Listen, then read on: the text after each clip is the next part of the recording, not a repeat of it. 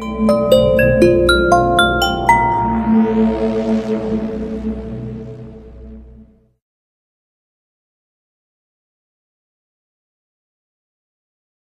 হলো মশাই, ভদ্রলোক তো এখন এলেন না? ফেলুদাকে প্রশ্ন করলেন রহস্য রোমাঞ্চ ঔপন্যাসিক লালমোহন গাঙ্গুলি।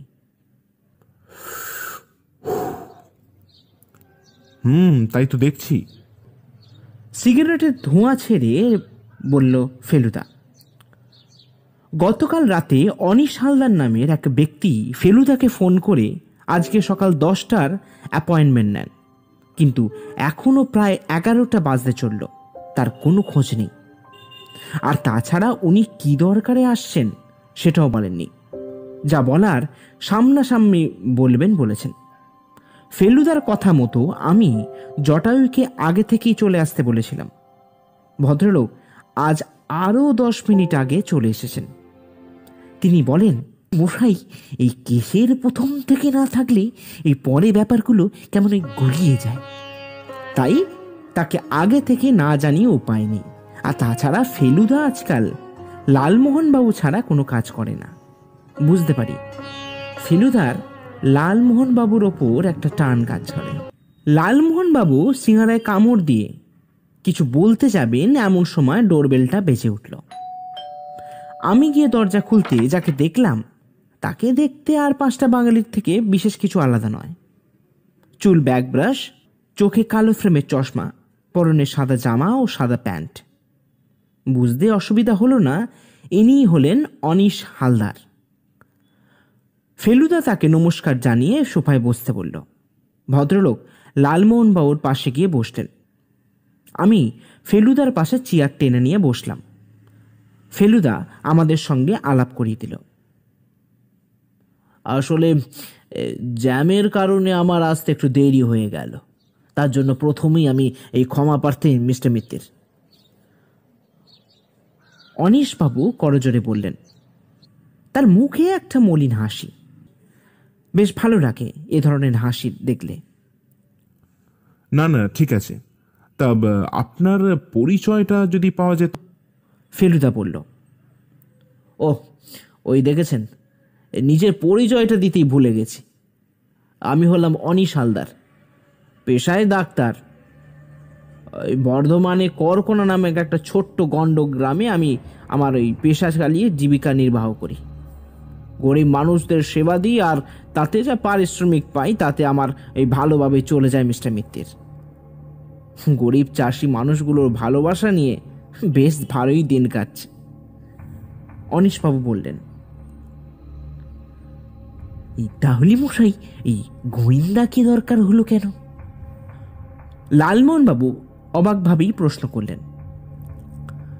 ভদ্রলোক ফেলুদার দিকে চেয়ে বললেন, আসলে আমাদের এই করকোনা গ্রামটা হলো পাড়া স্টেশন থেকে প্রায় আধ ঘন্টার রাস্তা।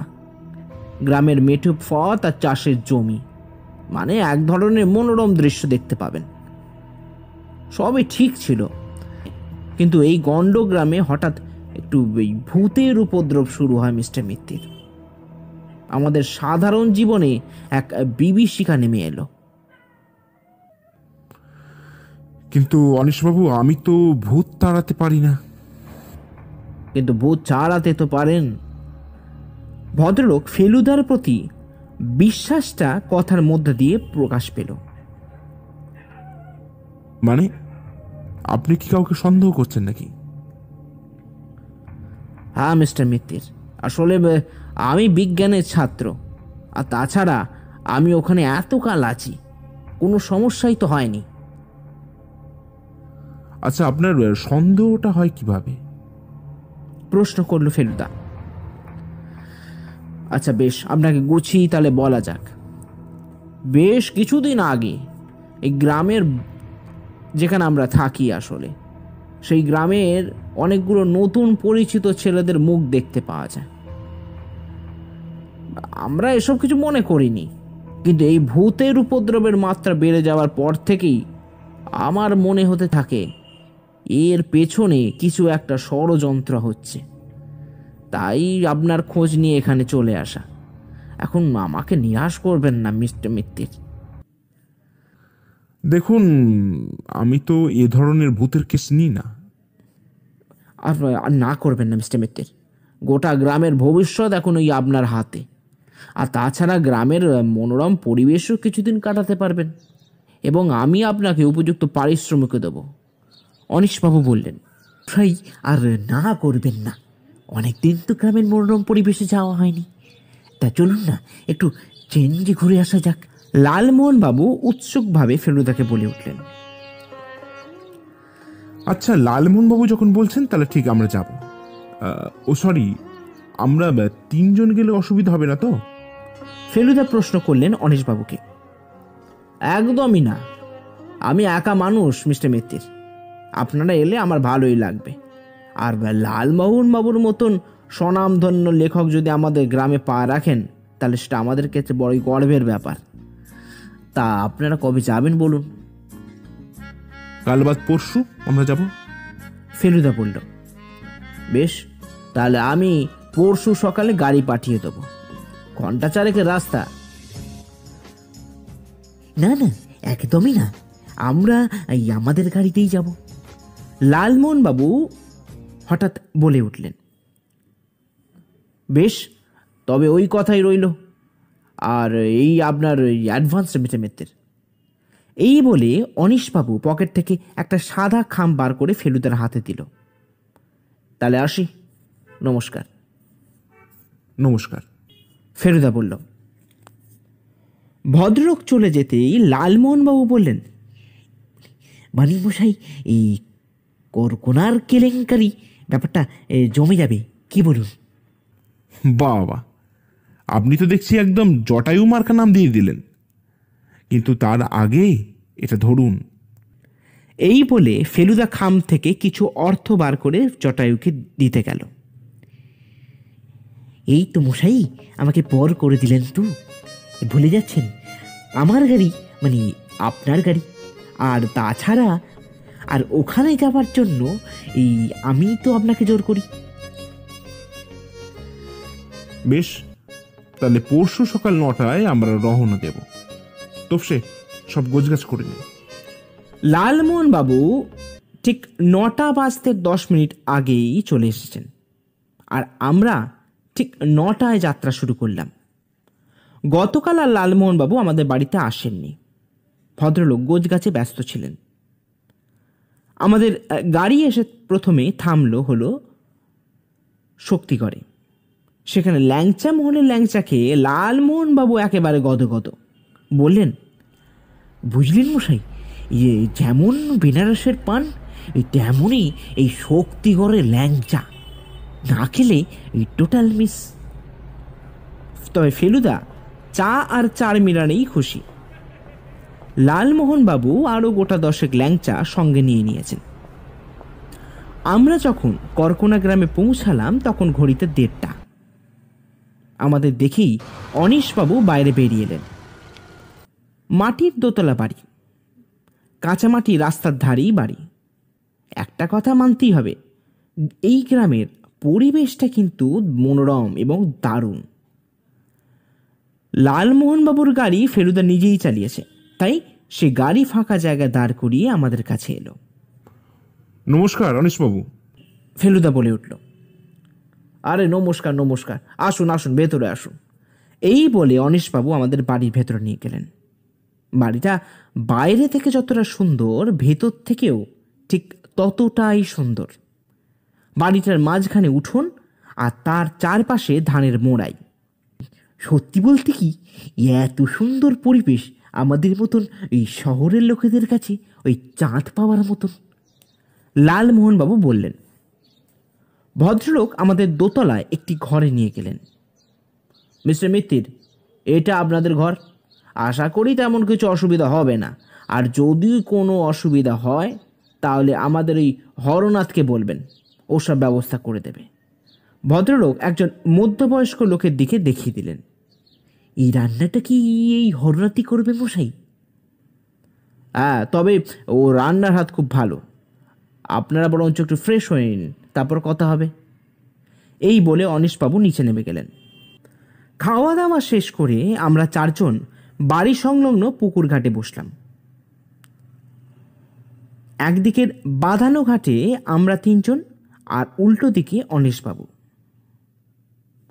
আপনাদের গ্রামের পরিবেশটা কিন্তু সত্যি ভালো, আর তাছাড়া এত প্রত্যন্ত গ্রামে এর আগে আমরা কখনো আসিনি। বলল ফেলুদা। হ্যাঁ, তবে এই ভূতের উপদ্রবের পর থেকে সবকিছু পাল্টে গেছে মিস্টার মিত্তির, আক্ষেপের সুরে বললেন অনিশবাবু। তা মশাই, এই ব্যাপারটা একটু যদি খুলে বললে ভালো হয় নাকি? লালমোহনবাবু উৎসুক দৃষ্টি নিয়ে বললেন। আচ্ছা, এই ভূতের ব্যাপারটা মানে এই কাণ্ডটা ঘটছে কোথায়? ফেলুদা বলল। অনিশবাবু আনমনা হয়ে বলতে শুরু করলেন। আমাদের এখানে একটা কালীবাড়ি আছে, এই মিনিট 5 হাঁটা পথ। ওরই পাশে ঘটছে এসব কাণ্ড কারখানা। মন্দিরে আশেপাশে যারা থাকেন তারা কেউ রাতে ছায়া দেখে, কেউ বা শোনে কান্নার শব্দ। কিন্তু মজার বিষয় হলো, ওই মন্দিরে কিছুদিন আগে রাতে মানুষরা বলে গল্প করত। এখন সেখানে রাতে লোক যেতে ভয় পায় মিস্টার মিত্তির। মানে এসব নিয়ে তো আমার একটা গল্পের বই লেখা হয়ে যাবে মশাই। লালমোহন বাবু বললেন। বেশ, তাহলে আজ রাতেই সেখানে যেতে হচ্ছে অনিশবাবু। ফেলুদা বলল। অনিশবাবু চমকে উঠে বললেন, না না, ওই ওই ভুলটা করবেন না, বরঞ্চ কাল সকালে ওখানে নিয়ে যাব। পরদিন সকালে আমরা গ্রামের মেঠো রাস্তা ধরে এগিয়ে চললাম মন্দিরের দিকে। ভারী সুন্দর পরিবেশ। লালমোহনবাবু দেখলাম বারবার এদিক ওদিক দেখছেন আর নিজের ডায়েরিতে কী সব লিখছেন। ভদ্রলোক সত্যিই গল্পের সন্ধান করতে শুরু করেছেন। মন্দিরটার সামনে যখন আমরা এলাম, ফেলুদা অবাক হয়ে বলল, এখানে তো জনবসতি আছে মনে হচ্ছে, তাহলে ভূতের উপদ্রব হয় কিভাবে? সেটাই তো অবাক কাণ্ড মিস্টার মিত্তির। গ্রামের মানুষেরা তাই তো ভীত আর হতবাক, বললেন অনিশবাবু। মন্দিরটার আশেপাশে 10 হাত দূর থেকেই গ্রামের মানুষের বাস। সামনের দিকটা ফাঁকা। অনিশবাবু কাছ থেকে শুনলাম পেছনের দিকে একটা পুকুরও আছে, অর্থাৎ ভূতের কোনো ব্যাপারই নেই। ভাইয়া, এই আমাদের কি মিথ্যে কথা বলা হলো নাকি? কানে কানে বললেন লালমোহনবাবু। অনিশবাবু, এখানে তো ভূতের কিছু চিহ্নই দেখছি না। সেটাই তো অবাক ব্যাপার মিস্টার মিত্তির। আমরা কিছুই বুঝতে না পারার জন্যই তো আপনার কাছে যাওয়া। বেশ, তবে দেখি কি করতে পারি। ফেলুদা বলল। এরপর আমরা সামনের দিকে এগিয়ে গিয়ে মা কালীর মূর্তি দর্শন করার জন্য এগোলাম। আচ্ছা, এত সোনা মূর্তির গায়ে তা আপনারা পাহারার ব্যবস্থা করেননি? ফেলুদা মা কালীর মূর্তিকে দেখে অনিশবাবুকে প্রশ্ন করল। আসলে এটা একটা ছোট্ট গণ্ড গ্রাম মিস্টার মিত্তির, আর তাছাড়া এখানে সবাই সবাইকে চেনে, তাই। আর বহুদিন আগে একবার সব গয়না খোলানো হয়েছিল, কিন্তু তারপর এই গ্রামে খুব বিপর্যয় আসে, আর সেই থেকেই কেউ গয়না খোলার সাহসও দেখায়নি। আর পাহারা দেওয়ার কথা তো অনেক দূরের ব্যাপার। বুঝলাম। তাহলে একবার রাতে আসতে হচ্ছে অনিশবাবু। আমি আর লালমোহন বাবু তো অবাক। দেখলাম অনিশবাবুর মুখটাও হাঁ হয়ে গেছে। কোনোভাবেই সম্ভব নয়, অনিশবাবু মাথা নেড়ে বললেন। তাহলে এই কেস হ্যান্ডেল করা আমার পক্ষে সম্ভব নয় অনিশবাবু। এ কিরকম জেদ প্রদোষবাবু? মাথা ঘষতে ঘষতে বললেন অনিশবাবু। তারপর একটু থেমে বললেন, কি বলবো, বেশ, তবে আমিও থাকবো আপনার সাথে। আমরাও আছি কিন্তু, বললেন লালমোহন বাবু। ভূতের ভয় সামলাতে পারবেন তো লালমোহন বাবু? ফেলুদা প্রশ্ন করল লালমোহন বাবুকে। আপনি আর আপনার ওই ইয়েটা থাকলে কুছ পারবা নেই। ইয়েটা মানে ফেলুদার কোল্ড রিভলভারের কথা বলছেন লালমোহনবাবু। কোথায় থাকার কথা হচ্ছে শুনি? পেছন ফিরতে দেখলাম এক মস্ত জটাধারী তান্ত্রিক দাঁড়িয়ে আছেন। তার পরনে লাল ধুতি, গায়ে কোনো চাপা নেই, গলায় রুদ্রাক্ষের মালা আর কপালে লাল তিলক। আসলে মন্দিরে আর কিছুক্ষণ থাকার কথা বলছেন এনারা। অনিশবাবু এগিয়ে গিয়ে বললেন, কে নারা? আসলে আমার বন্ধু হয়। তাই এই টেকোটাও কি তোমার বন্ধু হয় নাকি? এই বলে তিনি হাসতে হাসতে এগিয়ে গেলেন পুকুরের দিকে। কিছু মনে করবেন না লালমোহনবাবু, আসলে উনি ওরকমই। ওনার হয়ে আমি আপনার কাছে ক্ষমা চাইছি। অনিশবাবু লালমোহনবাবুকে বললেন, না না, এই ঠিক আছে ঠিক আছে। বিনয়ের হাসি হেসে বললেন লালমোহনবাবু। আমি বেশ বুঝতে পারছি লালমোহনবাবু যে পরিমাণে রেগে গেছেন সেটা আমি আর ফেলুদাই বুঝতে পারবো। আচ্ছা, ওনার পরিচয়টা দিলেন না তনেশবাবু? ও, আসলে ওনার নাম হলো আদিনাথ ব্রহ্মচারী, তবে গ্রামের মানুষরা ওনাকে ঠাকুর বলেই ডাকেন। মাঝে মাঝে এই গ্রামের শ্মশানে ওনাকে দেখা যায়। আর লোকেরা বলে উনি তান্ত্র সাধনার সঙ্গে যুক্ত আছেন। তবে উনি কি করেন, কোথায় থাকেন, বা গত ওই 2-3 মাস আগেই বা কোথায় ছিলেন, সেটা আমরা কেউ কিছু জানি না মিস্টার মিত্তির। অনিশবাবু বেশ অবাক হয়েই বললেন, ভারী মিস্টেরিয়াস ব্যাপার তো। লালমোহনবাবু বলে উঠলেন, মাংসের ঝোল, সরু চালের ভাত আর পোস্তের বড়া খেয়ে আমরা 3 জন যখন ঘরে ঢুকলাম, তখন লালমোহনবাবু বিছানায় চিত হয়ে শুয়ে পড়লেন। ফেলুদা 4 মিনার ধরিয়ে জানলার সামনে গিয়ে দাঁড়ালো, আর আমি চেয়ারে গিয়ে বসলাম। একটা ঢেকুর তোলে লালমোহনবাবু বললেন, তা মশাই, এই আদিনাথ লোকটা কি এই আমার না কিরকম ঠিক লাগলো না। তাই? আমার তো অনিশবাবুকেও ঠিক লাগলো না লালমোহনবাবু। এই ওনাকেও কি আপনি সন্দেহ চোখে দেখছেন নাকি? লালমোহনবাবু শটান উঠে বসে বললেন, দেখুন লালমোহনবাবু, সন্দেহ ঠিক না, সন্দেহের তালিকায় তো রাখা যেতেই পারে। আচ্ছা, তুমি কি সত্যি আজ রাতে ওখানে যাবে নাকি? আমি প্রশ্ন করলাম। হ্যাঁ রে, এছাড়া কোনো উপায় দেখছি না, তবে তোদের ভয় লাগলে যেতে হবে না। এটা কি বলছেন মশাই? আপনাকে এই একা বিপদে যেতে দিয়ে কিভাবে ঘুমবো আমরা? এই মনে রাখবেন ফেলুবাবু, আমরা হলাম 3 মাস্কেটিয়ার্স। বেশ, তবে ঠিক রাত 10টা। ফেলুদা তীক্ষ্ণ দৃষ্টিতে লালমোহনবাবুকে বলল। রাতে খাওয়ার পর আমরা 4 জন রওনা দিলাম মন্দিরের দিকে। গ্রামের পরিবেশ এত সুন্দর যে তা ভাষায় ব্যক্ত করা কঠিন। ঝিঝির আওয়াজ, শীতের ঠান্ডা আমেজ আর শান্ত স্নিগ্ধ প্রকৃতির মধ্যে সত্যি নিজের জীবনকে সার্থক বলেই মনে হচ্ছে। লালমোহনবাবুকে দেখলাম গুনগুন করে গান গাইতে।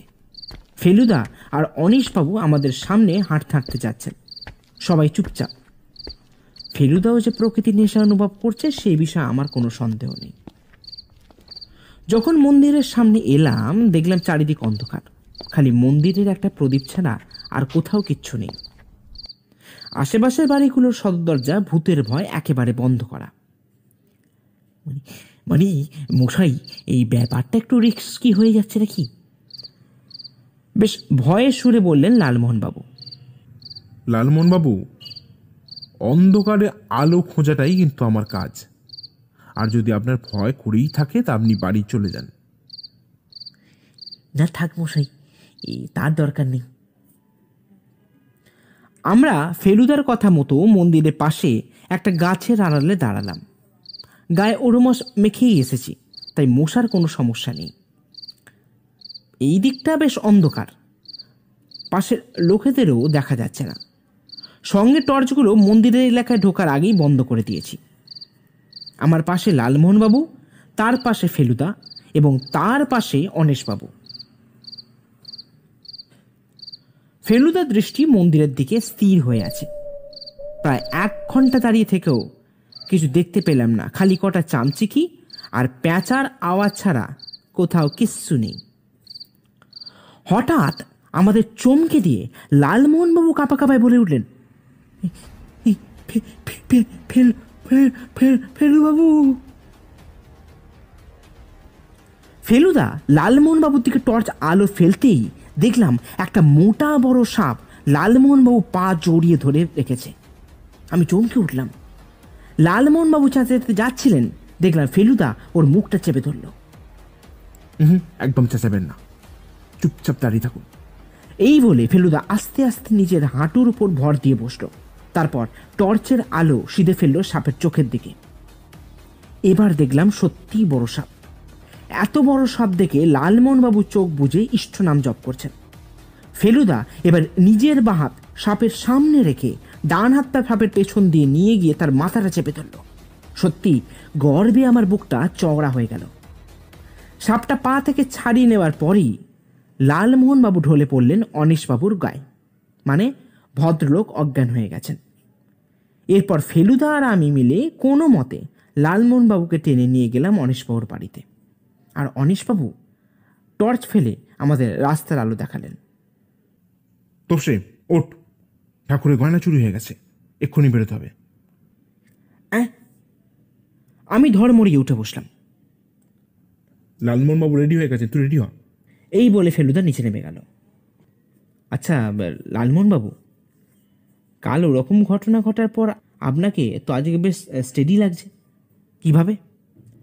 রাস্তায় যেতে যেতে লালমোহনবাবুর কানে কানে জিজ্ঞাসা করলাম আমি।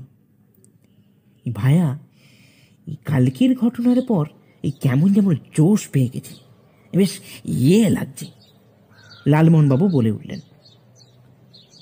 ঘটনাস্থলে যখন পৌঁছালাম দেখলাম লোকেদের ভিড় আর মন্দিরের সামনে পুলিশ দাঁড়িয়ে। আমরা এগিয়ে গিয়ে যা দেখলাম তাতে আমাদের চক্ষু স্থির। কালকের পরিচয় পাওয়া সেই আদিনাথ ব্রহ্মচারী এখন মাটিতে মৃত অবস্থায় পড়ে আছেন।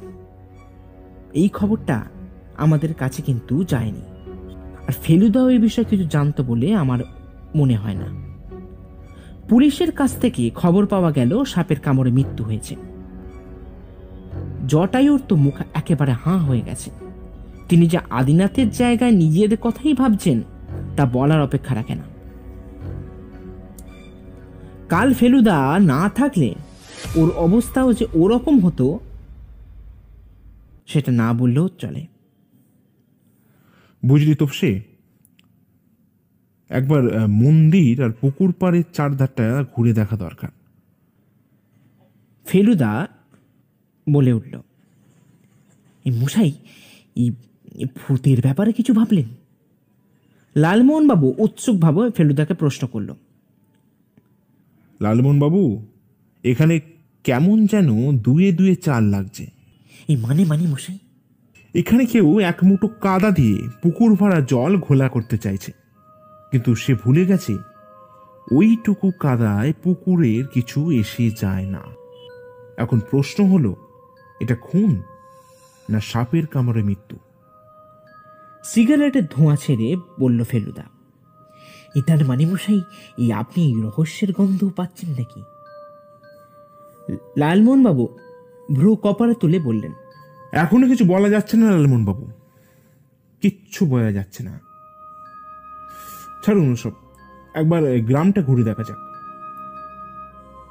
গ্রামের বেশ কিছু প্রাচীন মন্দির, কিছু ফাঁকা ধান জমি দেখার পর আমরা গিয়ে পৌঁছালাম একটা মিষ্টির দোকানে। এই গ্রামের এটাই একমাত্র মিষ্টির দোকান। তবে মজার ব্যাপার হলো, মিষ্টির দোকানের সামনে রাস্তার ওধারে বিস্তীর্ণ চাষের জমি, যা দেখতে সত্যিই মনোরম। এই মশাই, এই এমন পরিবেশে মিষ্টি খাবো না প্রকৃতির শোভা দেখব, ব্যাপারটা কিছু বুঝতে পারছি না। এই টোটাল কনফিউজিং। লালমোহনবাবু মাথা চুলকোতে চুলকোতে বললেন। বেশ, আপনারা এখন মিষ্টি খান, আমি একবার থানা থেকে ঘুরে আসি। এই বলে ফেলুদা লালমোহনবাবুর দিকে চেয়ে বলল, আমার মিষ্টিটা নিয়ে যেতে ভুলবেন না কিন্তু লালমোহনবাবু। এই বলে সে অনিশবাবুর কাছ থেকে থানার ঠিকানা নিয়ে চলে গেল। আমি আর লালমোহনবাবু একে অপরের দিকে তাকিয়ে দেখলাম আমাদের দুজনের মনের অবস্থা যে একই সেটা আর বলে দিতে লাগে না। মানে ভাই এই স্বর্গসুখ ভাইয়া, স্বর্গসুখ, অমৃত। এমন মিষ্টি এই কলকাতায় পাওয়া গেলে আমার এই ব্লাড সুগারকেও ধরে রাখতে পারতো না ভাই। এই বলে লালমোহনবাবু মন্ডা নামক এক বিশেষ প্রকার ছানার মিষ্টিতে কামড় বসালেন। সত্যি মন্ডা খেতে যে খুবই ভালো সেটা মানতেই হবে। মিষ্টি খেতে খেতে লক্ষ্য করছিলাম অনীশবাবু কেমন যেন অন্য মনস্কভাবে বসে আছেন। তাই তাকে লক্ষ্য করে বললাম, কি অনীশবাবু, মিষ্টি খাবেন না? ভদ্রলোক বেশ হকচকিয়ে বলেন, হ্যাঁ, না না, আসলে এই মিষ্টি আমার ঠিক ভালো লাগে না। এই বলে চেয়ার ছেড়ে উঠে বললেন, আচ্ছা চলুন তবে যাওয়া যাক। আরে দাঁড়ান মশাই, দুটো গরম চপ খাওয়া তো এখনো বাকি রয়ে গেল। লালমোহনবাবু চেয়ার ছেড়ে হাতে মিষ্টি ধরে বলতে লাগলেন, এই বেশ, তবে আপনারা খেয়ে আসুন, আমার একটা জরুরি কাজ এসে গেছে। এই বলে ভদ্রলোক হনহনিয়ে সামনের রাস্তা ধরে চলে গেলেন। আমি আর লালমোহনবাবু একেবারে অবাক। বাড়ি যখন ফিরলাম তখন দেখলাম ফেলুদার ডায়েরিতে কী সব যেন লিখছে। আমরা ঘরে ঢুকতেই ফেলুদা প্রশ্ন করল, কিরে, কেমন ঘুরলি? আর ঘোরা মশাই। লালমোহনবাবু আক্ষেপে সুরে বললেন, কেন, কি হলো? আরে মশাই, অনীশবাবু তো আপনার এই যাওয়ার পরেই জরুরি কী কাজ আছে বলে এই বাড়ি ফিরে আসেন, কিন্তু আমরা তো বাড়ি এসে শুনি উনি ফেরেননি। হয়তো ডাক্তার মানুষ, হয়তো কিছু কাজ রয়ে গেছে। তাই লালমোহন বাবু, আমার মিষ্টিটা কই? সারাদিন তো কিছু খাওয়া হলো না, দিন দেখি। মাই অনার স্যার। এই বলে ভদ্রলোক ফেলুদাকে মিষ্টি বার করে দিলেন। অসাধারণ, অসাধারণ। ফেলুদা এক কামড় দিয়েই বলল, তোমার অসাধারণ লাগছে, আর এদিকে অনীশবাবুর পছন্দই হয়নি। আমি ফেলুদাকে বললাম, আচ্ছা, সে তো হতেই পারে, তাছাড়া উনি হলেন ডাক্তারবাবু, তাই হয়তো উনি শরীর সচেতন। হ্যাঁ মশাই, মানে আমার মনে হয় আপনি ঠিক কথাই বলেছেন। লালমোহনবাবু ফেলুদাকে সমর্থন করে বললেন। এরপর আর কোনো কথা হয়নি। ঠিক রাত 9টায় ডিনার শেষ করে আমরা তিনজন উঠোনে খাটিয়ায় গিয়ে বসলাম, আর অনীশবাবু বেতের মোড়ায় বসলেন। মানে ভায়া তপিস, ওটা কি লক্ষ্য করেছ? লালমোহনবাবু আকাশের দিকে আঙুল দেখিয়ে বললেন, সত্যি এত সুন্দর পরিষ্কার রাতের আকাশ কলকাতা শহরে দেখাই যায় না। প্রকৃতির এত সুন্দর রূপের বর্ণনা দেওয়া ভাষা আমার নেই। বাঁশ গাছের ফাঁক দিয়ে পূর্ণিমা চাঁদের আলো আর তারার দল আমাদের মনকে মুগ্ধ করে দিল। তবে ফেলুদার একটা কথায় আমার আর লালমোহনবাবুর চোখ আকাশ থেকে ওর দিকে নেমে এলো। শুধু তাই নয়, মনে হলো যেন পায়ের তলার মাটিটা একেবারে কেঁপে উঠল। আশা করি অনীশবাবুর অবস্থা ওরকমই হয়েছিল। কালীমূর্তির গয়নাগুলো আমার কাছেই আছে, বুঝলি? কি বলছেন মশাই? অনীশবাবু চেয়ার ছেড়ে উঠে বললেন, মশাই এটা আপনার থেকে আশা করিনি। লালমোহনবাবুও বলে উঠলেন। আমার মুখ দিয়ে কোনো কথাই বেরোলো না। তবে আমি এটা জানি ফেলুদা কোনো অন্যায় কাজ করতে পারে না। তাই আমি বললাম, কিন্তু কেন ফেলুদা? আসলে আমি ভেবেছিলাম গয়নাগুলো ওভাবে রাখা ঠিক হচ্ছে না। তবে সেদিন রাতে লালমোহনবাবুকে বাড়ি আমি পৌঁছে দিয়ে মাঝরাতে আবার সেখানে যাই, আর বাকি সব ঘটনা সব জানিস। এই বলে অনীশবাবুর দিকে ফিরে বলল, কিন্তু অনীশবাবু, কোনো ভূতের পাল্লায় কিন্তু ফেলু মিত্তির পড়েনি। পড়েননি? সে কি করে সম্ভব? তা মশাই এই গয়নাগুলো কোথায় রেখেছেন? লালমোহনবাবু উৎসুক নজরে বলে উঠল। লালমোহনবাবু একটা ভালো প্রশ্ন করেছেন। এই গ্রামেই রেখেছি। এই গ্রামের ঈশান কোণে একটা শ্মশান আছে। সেই শ্মশানের ঈশান কোণে মাটির তলায় পুঁতে রাখা আছে। এটা কিন্তু আপনি একদম ভালো কাজ করেননি মিস্টার মিত্তির। গ্রামের মানুষরা জানতে পারলে আপনার প্রাণ সংশয় পর্যন্ত হতে পারে। অনিশবাবু বেশ বিরক্তি সুরে বলে উঠলেন, জানি জানি অনিশবাবু, তবে এটা ছাড়া গয়না বাঁচাবার কোনো উপায় আমার জানা ছিল না। কথা শেষ হতে আমরা তিনজন ওপরে উঠে এলাম। মশাই, এই কাজটা কিন্তু আপনি মোটেই ভালো করেননি, লালমোহনবাবু বেশ আস্তে আস্তেই বলল ফেলুদাকে। জানি লালমোহন বাবু, কিন্তু কোনো উপায় ছিল না। তাহলে এরপর কি ভাবছেন মশাই? প্রশ্ন করলেন রহস্য রোমাঞ্চ ঔপন্যাসিক লালমোহন গাঙ্গুলি। এরপর একটা লম্বা ঘুম, তারপর দেখা যাবে। এই বলে ফেলুদা বিছানায় শুয়ে পাশ ফেলল। অগত্যা আমরাও শুয়ে পড়লাম। তোপসে, এই তোপসে, ওঠ। লালমোহন বাবু উঠুন। ফেলুদা আমাকে ঠেলে রাখল। ঘুম থেকে উঠে দেখলাম তখন রাত্রি, সকালের আলো ফোটেনি। ঘড়ির রেডিয়ামের ডায়াল জ্বালিয়ে দেখি রাত 2টো বাজে। এত রাতে ফেলুদা ডাকলো কেন? তার মানে কিছু রোমাঞ্চ হতে চলেছে। লালমোহনবাবুকে দেখলাম আমার দিকে গো বেচারার মতন তাকিয়ে আছেন। এই কোথায় যাবেন মশাই? প্রশ্ন করলেন লালমোহনবাবু। আপাতত শ্মশান। শ্মশান কেন মশাই? ভয় সুরে বললেন লালমোহনবাবু। এখন এত কিছু বলার সময় নেই লালমোহন বাবু, চটপট রেডি হয়ে নিন। ফেলুদাকে দেখলাম রিভলভার আর টর্চ নিতে। লালমোহনবাবু সঙ্গে টর্চ নিলেন। এই ফেলুবাবু, এই অনিশবাবুকে দেখিনি? দোতলা থেকে নিচে নেমে প্রশ্ন করলেন লালমোহনবাবু। না থাক লালমোহন বাবু, এত রাতে অনিশবাবুকে ডেকে বিরক্ত করে কোনো লাভ নেই, বরঞ্চ আমরাই যাই। আর তাছাড়া রাস্তা তো আমাদের চেনাই আছে। এই বলে ফেলুদা অতি সন্তর্পণে দরজা খুলে এগিয়ে গেল। যখন আমরা শ্মশানে পৌঁছালাম তখন ঝিঝি পোকার শব্দ ছাড়া কোথাও একটিও শব্দ নেই। লালমোহনবাবুর নিঃশ্বাসের শব্দ স্পষ্ট শোনা যাচ্ছে। ফেলুদা শ্মশানে ঢোকার আগেই টর্চের আলো নিভিয়ে দিতে বলে। আমরা তিনজন শ্মশানের শুকনো পাতার ওপর খুব আস্তে আস্তে এগিয়ে চললাম।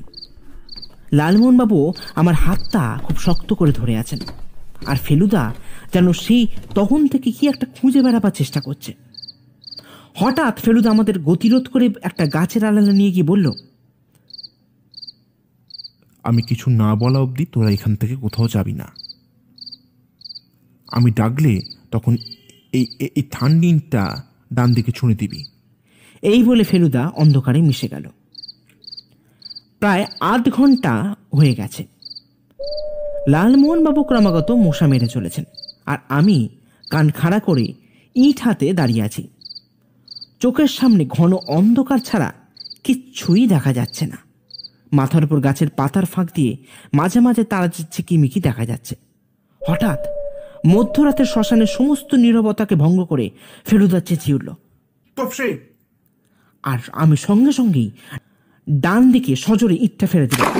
অমনি জলে ছলাৎ করে আওয়াজ হলো। বুঝলাম পাশেই পুকুর আছে। আর তারপরেই দেখলাম পুকুরের ওধার থেকে খামদশেক টর্চের আলো আমাদের দিকে এগিয়ে আসছে। আমি চেঁচিয়ে বললাম, লালমোহনবাবু, টর্চ জ্বালুন। তারপর যেটা দেখলাম তার জন্য আমি আর লালমোহনবাবু মোটেই প্রস্তুত ছিলাম না। দেখি ফেলুদা তার রিভলভার তাক করে দাঁড়িয়ে আছে কালো চাদরে মোড়া এক ব্যক্তির দিকে। কেই নেই। তারপরে কালো চাদর পরা লোকটা ফেলুদার দিকে ধুলো ছড়িয়ে পালিয়ে যেতে যাবে, অমনি ফেলুদা তার পা লক্ষ্য করে বন্দুক চালিয়ে দিল। সঙ্গে সঙ্গে প্রচন্ড আর্তনাদে মাটিতে লুটিয়ে পড়ল সেই পরিচয়হীন লোকটা। পুলিশ এসে তাকে ভ্যানে তুলে নিয়ে যাবার সময় দেখলাম আকাশের সামান্য আলো ফুটেছে। লালমোহনবাবু ফেলুদাকে বললেন, এই মশাই, এই শব্দ হলো, এই মুখটা দেখাবেন না? অবশ্যই লালমোহন বাবু, অবশ্যই দেখাবো। এই বলে ফেলুদা তার মুখের চাপাটা খুলে দিল। এই রক্ষক, এই না ভক্ষক মশাই। তার মুখ দেখি লালমোহনবাবু বলে উঠলেন। আমাদের সামনে পুলিশ ভ্যানে যিনি বসে আছেন তিনি হলেন সেই অনিশবাবু যাকে ডাক্তার বলতে গিয়ে এখন ঘৃণা হয়। এখন বাজে সকাল 7টা। অনিশবাবুর বাড়ির উঠোনে বসে আমরা 6 জন চা পান করছি। এবার বলে রাখা ভালো 6 জন কারা কারা। আমরা 3 জন, ইন্সপেক্টর সামন্ত, ভৃত্য হরিপদ, আর যার কথা বলবো তাকে প্রথমে দেখে আমরা অতবাক হয়ে গেছিলাম। তিনি হলেন তান্ত্রিক ব্রহ্মচারী আদিনাথ। তবে তিনি কোনো তান্ত্রিক নন, বাস্তবে তিনি একজন পুলিশ অফিসার, নাম আদিনাথ ব্যানার্জি। এই মশাই, এই ব্যাপারগুলো কেমন যেন জট পাকিয়ে যাচ্ছে, এই যদি একটু গুছিয়ে বলেন। লালমোহনবাবু ফেলুদাকে বললেন। ফেলুদা চায়ের কাপে চুমুক দিয়ে বলল, জট পাকালে তো মুশকিল, দাঁড়ান তাহলে জটটা ছাড়িয়ে দিই। এই বলে ফেলুদা চায়ের কাপটা টেবিলে রেখে বলতে শুরু করলো। দেখুন লালমোহনবাবু, অনিশবাবু চেয়েছিলেন কালীমূর্তির সমস্ত গয়না চুরি করে এখান থেকে পালিয়ে যাবেন, কিন্তু তার হলো না। আমি এখানে এসে এবং অনিশবাবুর সঙ্গে কথা শুনে অসামঞ্জস্য মনে হয়, তাই ওনার আড়ালেই তদন্ত করতে থাকি। মূলত উনি আমাকে হায়ার করেছিলেন ভূতের সমস্যা মেটাতে, কিন্তু সেদিন মানে লালমোহনবাবুর পায়ে সাপ জড়িয়ে যাওয়ার দিন বহুক্ষণ অপেক্ষা করেও যখন ভূতের দেখা পেলাম না, মনটা একটা খটকা হলো। তাও মানলাম ফেলু মিত্তির আসার খবর শুনে ওরা আর আসেনি। তবে একদিন ভূতের উপদ্রব হবে না, ভারী অবাক লাগলো। তাই সেই রাত্রেই ঠিক করি মূর্তির সমস্ত গয়না সরিয়ে ফেলা দরকার। তাই যেমন ভাবা তেমন কাজ। আপনাকে বাড়িতে নিয়ে আসার পর সবাই ঘুমিয়ে পড়তে আমি আবার যাই মন্দিরে। আর আশ্চর্য ব্যাপার হলো, তখন কোনো ভূত বাবাজির দেখা এই ফেলু মিত্তির কিন্তু পাইনি। আর তাই সময় নষ্ট না করে মূর্তি থেকে গয়নাগুলো খুলতে শুরু করি। সব ঠিকঠাকই চলছিল। হঠাৎ গয়না খোলার সময় হাতটা চেপে ধরেন আদিনাথ ব্রহ্মচারী, সরি আদিনাথ বাবু। ফেলুদা কথা শেষ না করতে দিয়ে আদিনাথবাবু বললেন, প্রথমে আমার ওনাকে চোর বলে মনে হয়, আর সেটাই স্বাভাবিক। পরে ওনার পরিচয় পেতে এবং ওনার দুশ্চিন্তা শুনে আমি রাজি হই। তাহলে আপনি মরতে গেলেন কেন? লালমোহনবাবু বলে উঠলেন। আসলে ওটা মিস্টার মিত্তিরের প্ল্যান। ফেলুদার দিকে আঙুল দেখিয়ে বললেন আদিনাথবাবু। ফেলুদা একটা মুচকি হেসে বলল, আসলে লালমোহনবাবু, আমি ওনাকে বলি, আমার মনে হয়েছিল এতে ওর প্রাণ সংশয় হতে পারে। আর তাছাড়া আমি গয়না চুরি করার পর গ্রামবাসীর নজরে কিন্তু উনি দোষী সাব্যস্ত হতেন, আর ওনার পরিচয় জানার পর সেটা হওয়া খুব উচিত হবে বলে আমার মনে হয় না। না স্যার, এই তা আপনি সাধুর বেশে ছিলেন কেন? লালমোহনবাবু প্রশ্ন করলেন আদিনাথবাবুকে। আসলে আমাদের কাছে খবর ছিল ভূতের ব্যাপারে, কিন্তু পুলিশ বহু অনুসন্ধান চালিয়েও কিছু করতে পারছিল না। তাই আমরা ঠিক করি ওই ছদ্মবেশী অনুসন্ধান চালাবো। ব্যাস, তারপর থেকে ইন্সপেক্টর আদিনাথ ব্যানার্জি হয়ে যায় আদিনাথ ব্রহ্মচারী। আচ্ছা ফেলুদা, তুমিও অনিশবাবুকে সন্দেহ করলে কিভাবে? ফেলুদার সামান্য মুচকি হেসে বলল, সেটা বলতে পারিস আমার টেলিপ্যাথির জোর। প্রথম থেকে সন্দেহের তালিকায় অনিশবাবু ছিলেন।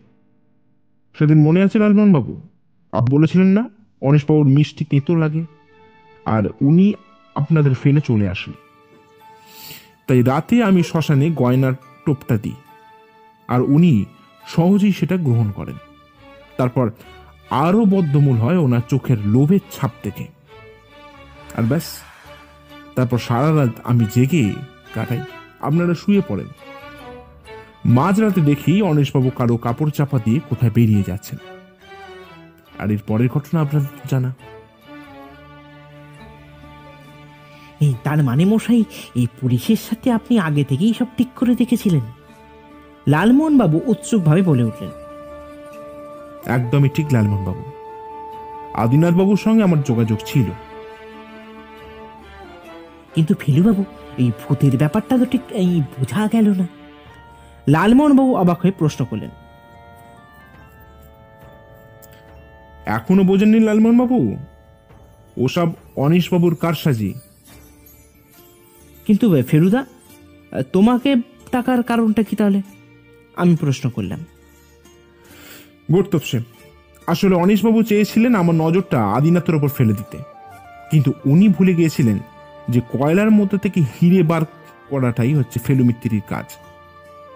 আসলে উনি আদিনাথের আসল পরিচয়টা জানতে পেরে গেছিলেন, তাই তাকে রাস্তা থেকে সরাবার জন্য ভূতরূপী গুন্ডার ব্যবস্থা করেছিলেন, কিন্তু কোনো লাভ হলো না। তাই ফেলু মিত্তিরের সাহায্য নিয়ে উনি এই বৈতরণী পার হতে চেয়েছিলেন। আর ওনার অবস্থা আপনাদের এখন তো জানা।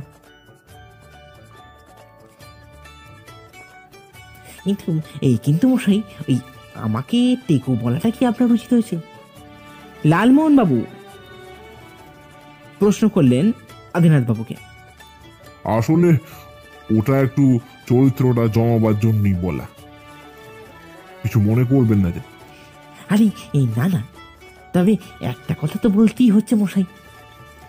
তারপর লালমোহনবাবু শটান চেয়ার ছেড়ে দাঁড়িয়ে স্যালুট করে বলে উঠলেন, জয় এবিসিডির জয়, জয় ফেলু মিত্তিরের জয়।